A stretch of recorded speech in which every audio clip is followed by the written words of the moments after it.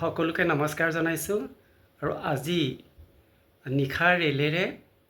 তিনিচুকীয়াৰ পৰা গুৱাহাটী অভিমুখে যাত্ৰা কৰিব ওলাইছোঁ কিয়নো কালিলৈ 25 মে তাৰিখে গুৱাহাটীৰ হোটেল ভিভান্তাত আসাম টক্স চেনেলৰ 10ম বৰ্ষপূৰ্তি অনুষ্ঠানটো উদযাপন কৰা হ'ব আৰু সেই 10ম বৰ্ষপূৰ্তি অনুষ্ঠানটোলৈ এই অভাজনক এজন বিশিষ্ট কবি অৰ্থাৎ বিশিষ্ট ব্যক্তি হিচাপে নিমন্ত্ৰণ জনাইছে আৰু সেই নিমন্ত্ৰণটো ৰক্ষা কৰাৰ হেতুকেই আজি মই তিনিচুকীয়াৰ পৰা গুৱাহাটী অভিমুখে ৰেলেৰে যাত্ৰা কৰিব আৰম্ভ কৰিছোঁ আৰু এই যাত্ৰা পথৰ বাবে আৰু কালি সেই অনুষ্ঠানটো